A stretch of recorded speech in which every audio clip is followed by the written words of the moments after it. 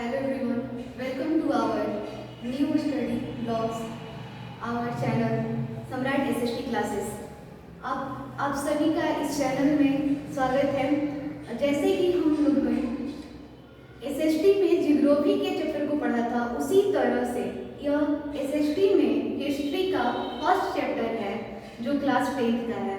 Class 10th में history को सबसे ज़्यादा बोरिंग माना जाता है। ज्योग्राफी में कुछ अगर एट्रैक्टिव टाइप से अगर कुछ पढ़ा जाए तो पढ़ भी सकते हैं, लेकिन एसएसटी अधिकतर सभी लोगों को बोरिंग लगता है, क्योंकि एसएसटी में केवल स्टोरी रहता है और स्टोरी को यहाँ पर बुक से लाइन बाय लाइन नहीं समझाया जाता है। बस केवल क्वेश्चन आंसर लिखवा दिया गया, क्वेश्चन आंसर रट लीजिए, आप लोग का एसएसटी हो जाएगा। लेकिन एसएसटी में 90+ लाना भी अब टफ होते जा रहा है, क्योंकि केवल हम लोग रट रहे हैं। चैप्टर को लाइन बाय लाइन ना कभी पढ़ते हैं ना समझते हैं, बस रटते जाते हैं, क्वेश्चन आंसर याद कर लेते हैं, जिसके कारण एसएसटी में 90+ नहीं आ पाता है। उसके लिए हम लोग को एनसीईआरटी का जो लाइन बाय लाइन है उसको पढ़ना पड़ेगा, क्योंकि बोर्ड का लेवल भी धीरे धीरे हाई होते जा रहा है और जो भी लाइन बाय लाइन चीज है उसी को एमसीक्यू टाइप में दे रहा है। तो हम लोग एसएसटी को इतने अच्छे से पढ़ेंगे कि एसएसटी का एक भी एमसीक्यू हमसे ना छूटे, एनसीईआरटी का लाइन बाय लाइन। तो क्लास 10th का चैप्टर फर्स्ट यूरोप में राष्ट्रवाद, यहाँ पर लाइन बाय लाइन है और पूरे चैप्टर को हम लोग लाइन बाय लाइन समझते हुए चलेंगे और अच्छे से इसके बाद इसके सभी एमसीक्यू करेंगे, प्रीवियस ईयर क्वेश्चन करेंगे, फिर लघुत्तरीय और दीर्घोत्तरीय क्वेश्चन करेंगे। तो आज जो है फर्स्ट चैप्टर है यूरोप में राष्ट्रवाद। सबसे पहले हम लोग को जानना पड़ेगा कि राष्ट्रवाद होता क्या है। राष्ट्रवाद एक भावना है जो प्रत्येक नागरिक को अपने राष्ट्र के प्रति होना चाहिए। अपने राष्ट्र के प्रति प्रेम, स्नेह, सम्मान की भावना ही राष्ट्रवाद कहलाती है। अगर कोई भी राष्ट्र है, राष्ट्र में अगर कोई परिवर्तन लाना चाहता है, उसे अपने राष्ट्र के प्रति समर्पित रहना चाहिए। राष्ट्र के प्रति जो अपना उसके प्रति जो उसका कर्तव्य है, वो अपना कर्तव्य अगर सही से निर्वहन करता है, उसके अंदर ये भावना है, तो उसे राष्ट्रवाद कहते हैं। लेकिन सबसे पहले ये बात हम लोग को जाननी पड़ेगी कि आखिर यूरोप में ऐसा क्या हुआ कि सबसे पहले यूरोप में ही राष्ट्रवाद हुआ। ऐसा कहा जाता है कि यूरोप का प्रभाव फ्रांस से पड़ता है। अगर फ्रांस में कोई भी परिवर्तन होता है तो उसका पूरा का पूरा प्रभाव यूरोप पर जाता है। यूरोप एक महादेश है जिसके अंतर्गत एक देश आता है फ्रांस। जैसे भारत में कहा जाता है कि भारत में बिहार पूरे भारत को चलाता है, बिहार की गतिविधियों से भारत का नियंत्रण होता है। उसी तरह से अगर यूरोप महादेश है, उसका एक फ्रांस देश है, अगर फ्रांस में जो भी गतिविधि होती है उसका पूरा का पूरा प्रभाव यूरोप पर पड़ता है, ऐसा माना जाता है। और मेटरनिक नामक एक इतिहासकार थे। मेटरनिक ने कहा भी था कि अगर फ्रांस छींकता है तो पूरे यूरोप को बुखार हो जाता है। इसका मतलब यह है कि फ्रांस में जो भी कुछ काम होता है उन सभी का पूरा प्रभाव यूरोप पर होता है। और फ्रांसीसी क्रांति का ही देन है यूरोप में राष्ट्रवाद। फ्रांसीसी क्रांति को हम लोग 9वीं कक्षा में पढ़ना था, बहुत डिटेल से पढ़ना था, लेकिन इसमें भी हम लोग फ्रांसीसी क्रांति को कवर करने का पूरा प्रयास करेंगे और इसी चैप्टर के अंदर फ्रांसीसी क्रांति को भी हम लोग समझेंगे। तो चलिए चलते हैं राष्ट्रवाद के न्यू चैप्टर पर, यूरोप में राष्ट्रवाद। यूरोप में राष्ट्रवाद कब हुआ? यूरोप में राष्ट्रवाद 15वीं शताब्दी में हुआ था। 15वीं शताब्दी, पहले तो बहुत लोग को ये कंफ्यूजन रहता है कि शताब्दी क्या है और सन क्या है। ये दो हिस्ट्री के वर्ड हैं जिसमें अधिकतर लोगों को कंफ्यूजन होता है। शताब्दी यानी सेंचुरी, ये तो समझ में आता है, लेकिन अगर हम बोल रहे हैं 16वीं शताब्दी तो इससे हम लोग को 100 ईयर यानी 1 साल पीछे जाना पड़ता है। अगर 16वीं शताब्दी है तो इसका मतलब यह होगा कि यह 1500 की बात है। 1500 से लेकर 1600 ईस्वी तक की बात है, तब ये 16वीं शताब्दी है। जैसे अभी हम लोग 21वीं शताब्दी में हैं, लेकिन अभी 2026 है। उसी तरह से ऐसे अगर यहाँ पर बोला जाएगा कि अगर यूरोप में राष्ट्रवाद जो है 15वीं शताब्दी में हुआ था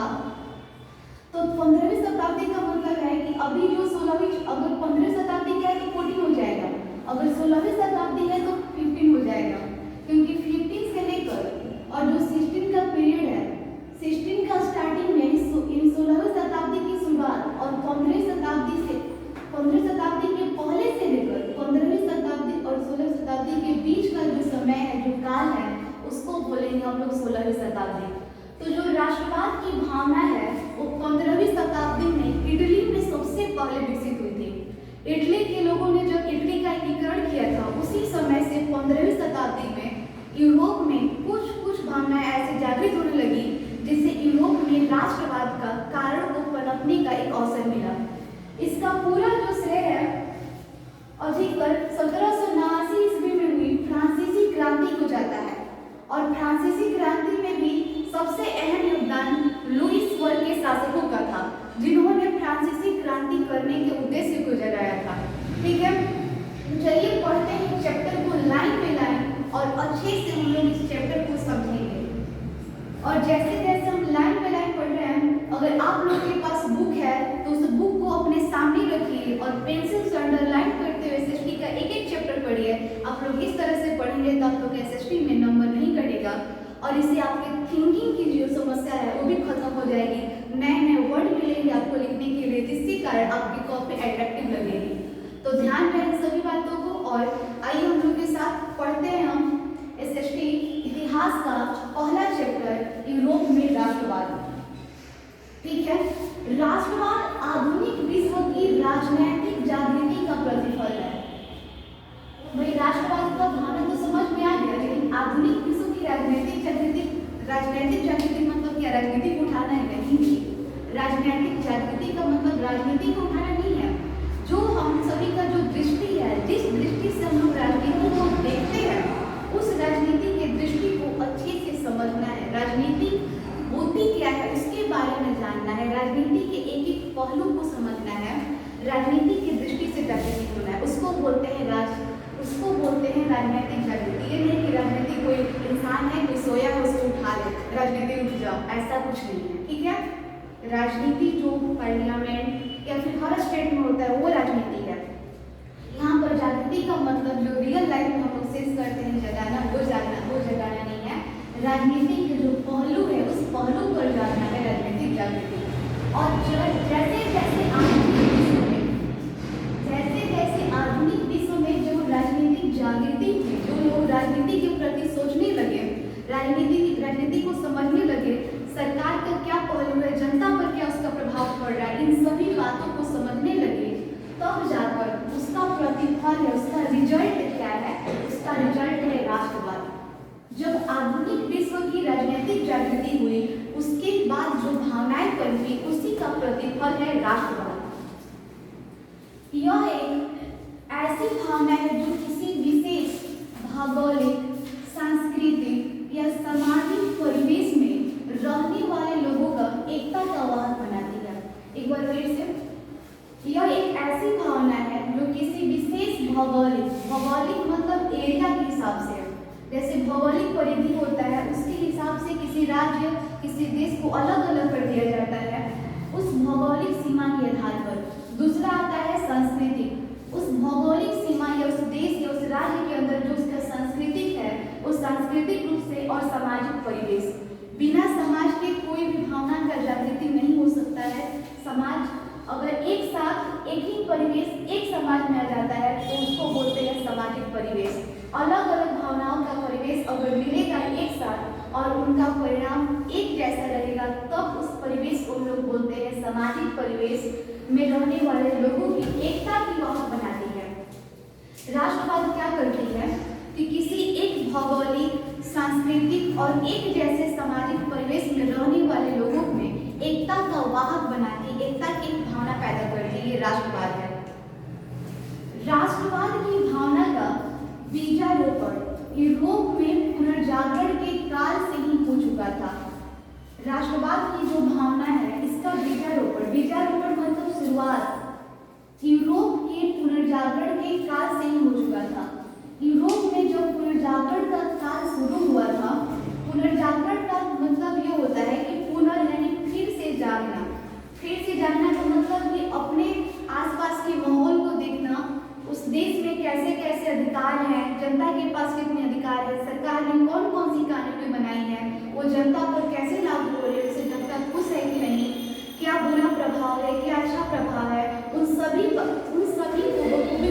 के बारे में जानना ही पुनर्जागरण, फिर से जागना। जितने भी अच्छे अच्छे विचारक हैं उनको वो समझाते हैं दूसरे को, जैसे टाट्स्की आएंगे, मॉस्को आएंगे, इन सभी ने अच्छे अच्छे बात बताई है पुनर्जागरण के काल के लिए, जिसको हम लोग आगे पढ़ेंगे। परंतु 1789 1789 में फ्रांसीसी क्रांति ने यह उन्नत रूप में प्रकट हुआ।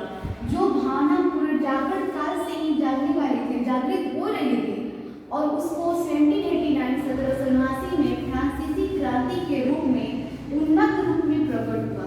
जब फ्रांस में 1789 ईस्वी की फ्रांसीसी क्रांति की थी, इस क्रांति को देखकर यूरोप में अन्य ऐसी भावनाएं उत्पन्न हुई जिसके कारण राष्ट्रवाद की भावना और तीव्र हो गई, जिससे यूरोप में एक अधिक तीव्र एक शक्ति का उद्भव हुआ जिसे राष्ट्रवाद के नाम से लोग जानते हैं।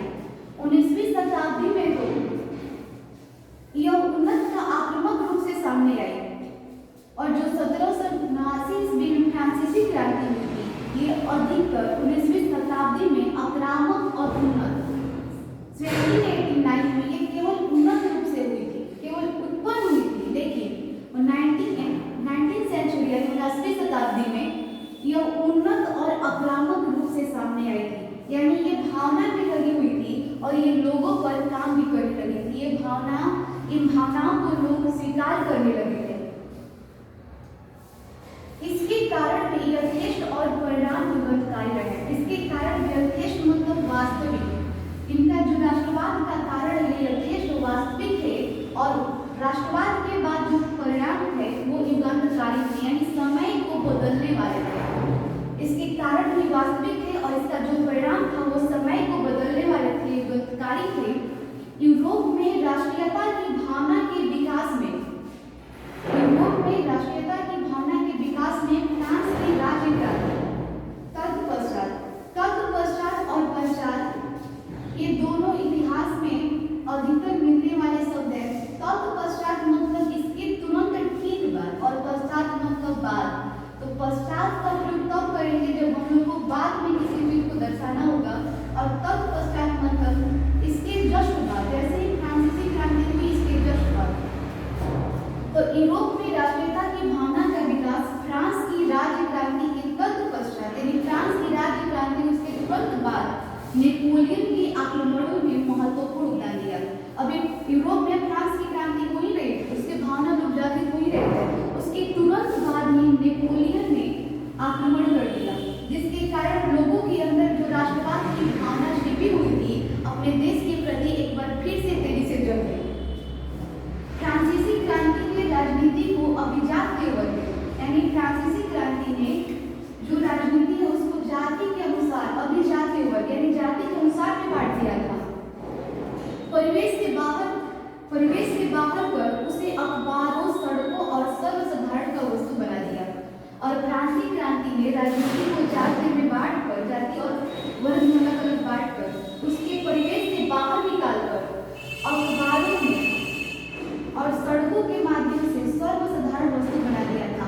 फ्रांसीसी क्रांति ने जो राष्ट्रवाद की भावना है उसको सबके पास पहुंचा दिया। अगर पूरी लाइन का अर्थ समझे तो इसके लिए अब सभी लोग जानने लगे थे कि राष्ट्रवाद की भावना क्या होती है। इसके माध्यम से, अखबारों के माध्यम से, सड़कों के माध्यम से सर्वसाधारण आम इंसान के पास भी, आम लोग के पास भी यह जानकारी जाने लगी। यूरोप के कई राज्यों में नेपोलियन के अभियानों द्वारा नवयुग का संदेश पहुंचाया। यूरोप के कई राज्यों में जब नेपोलियन बोनापार्ट आया, इनका पूरा नाम नेपोलियन बोनापार्ट है, इनका क्या योगदान है आगे हम लोग पढ़ेंगे। तो यूरोप के कई राज्यों में नेपोलियन ने अभियानों द्वारा नवयुग का संदेश पहुंचाया।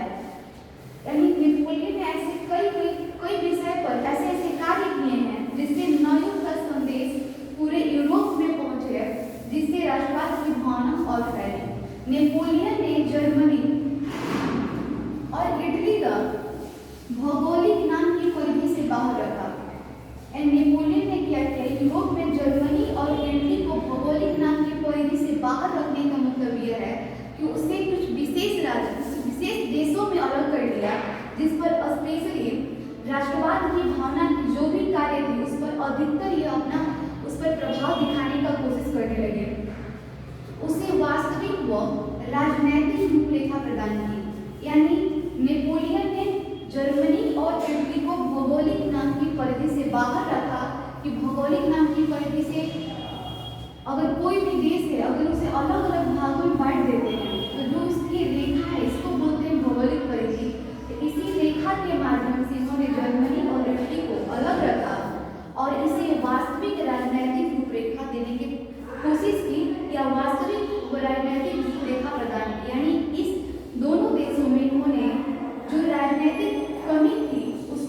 वास्तविक रूप से राजनीतिक रूपरेखा देने के प्रदान की।